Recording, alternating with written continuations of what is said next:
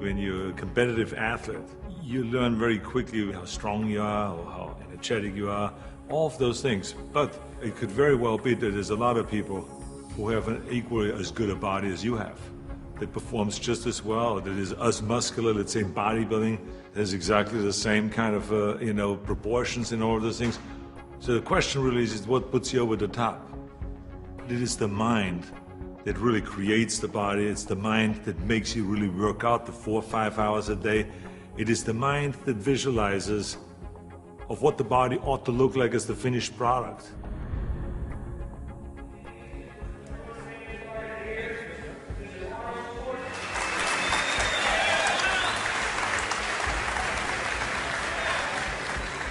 Hello everybody.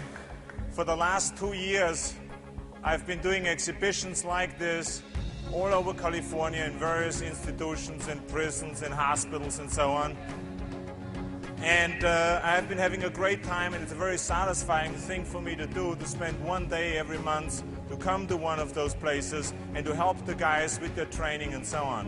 When I used to do seminars on how to become a champion, I would always ask people, why do you want to be a champion? Or what do you want to accomplish? Why are you training? And they will, if a guy will get up and he will say, well, I want to train because I think that if I get muscular and I feel like I'm getting the kind of definition, then I maybe can enter a bodybuilding competition. I said, sit down. I said, if you think this way, you're going to be a loser. You're never going to make it because there's no maybe. You got to get up and say, I want to be a champion. And I do whatever it takes, the amount of hours it takes, the posing, the this, the that, the visualization, looking at training footage, looking at motivational books, reading this, reading, whatever it takes, I would do. That's the answer I want to hear from you. You can detect right away those that are going to be shaky and that will fall behind and they will not go all the way, and those that are very hungry.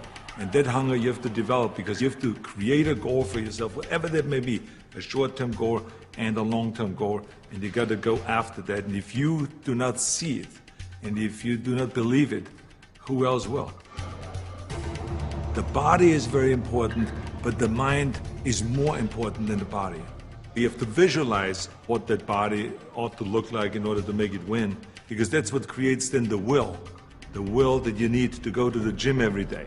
The will that makes you go into the 4 reps, the will that makes you go beyond when you do your 500-pound reps in the squats and you can't do another rep and your body is shaking. It's the will that makes you go one more time down and struggle up one more time. And so it's all of this, so the mental aspect that motivates you and that makes the difference between you being in the gym full of joy and looking forward to doing that extra rep and looking forward to doing those extra 100 reps in the sit-ups and working past the pain barriers. That all is the mind. That's not the body. So this is why I think the body is very important, but the mind is more important than the body. So you got to go to the gym and feel like every rep that you do is getting you one step closer to that goal, to make that vision that you have turn into reality. And that's why when you look at pumping iron, for instance, you can see that we always had great joy in the gymnasium. And people always were saying, why would you laugh and have a good time? You're working out 5 hours. Well, we did because I knew that every workout, every 5 hours would get me closer to becoming the Mr. Olympia or the Mr. Universe or the Mr. World and all those things. And I think that if you think that along the way you're not going to fail, then you're blind. Because there's no one that I've ever met, no matter how successful they are, that haven't said that they had their failures along the way.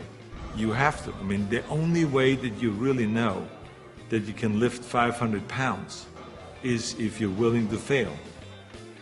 So if you're afraid of failure, then you will never grow.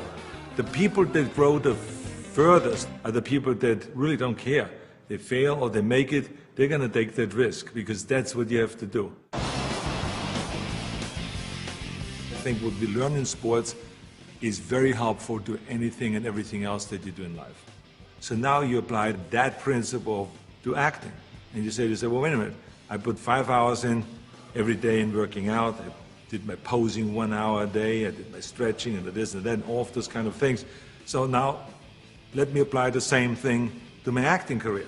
Let's go to acting class every day. Let's go and work on the accent, the same amount of time, with the same will, and let's visualize what am I shooting for? Okay, I want to be another Clint Eastwood. I want to be another John Wayne. I want to be another Kirk Douglas, all those great heroes that I admired as a kid. So that's what I'm going after. And that same principle works, even though there's so many people around that say, no, you will never make it because you have an accent, your body is too big, and your name Schnitzel or whatever, who can pronounce that? But you know. It doesn't matter if anyone else knows and if anyone else believes in it, but you know. And that you know that principle of visualizing yourself as a star will work, and all you have to do now is go towards that vision. I've retired from bodybuilding in 1975, and I signed a series of Conan movies. Here I was, big studio behind you, budget $20 million, of course, which was in those days is an equivalent of today $150 million. I was going to Australia to be a judge at the Mr. Olympia competition. But then all of a sudden, I thought, I should compete.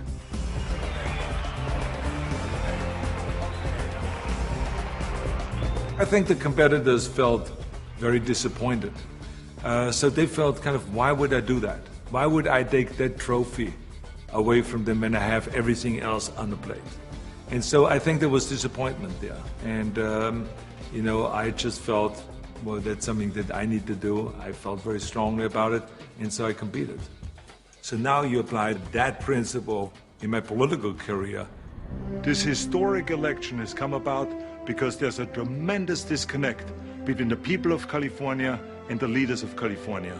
I'm running for governor to lead a movement for change. I want to be the people's governor.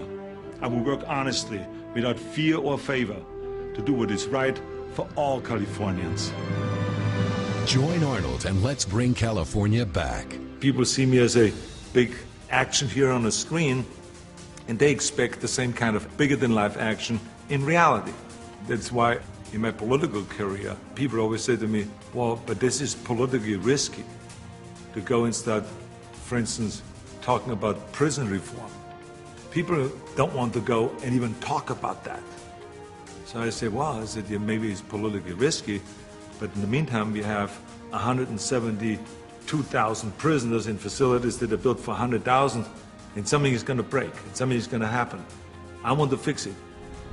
I feel very strong that I can bring people together. I feel very strong that I could unite Democrats and Republicans, all of those things. And I knew exactly what needed to be done to turn the economy around, to bring jobs back, to bring businesses back, to reform, workers' compensation, and to do all of those things. I knew there's certain things that we have to do to turn the economy around and to make people in California feel like that this is, in fact, a golden state. And true enough, after I have announced, and after I ran, and after I won, all of the things that I've planned became a reality.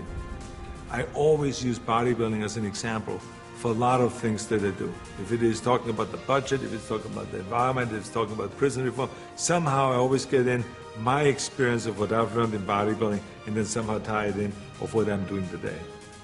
I have learned a tremendous amount, and every day still is a learning experience.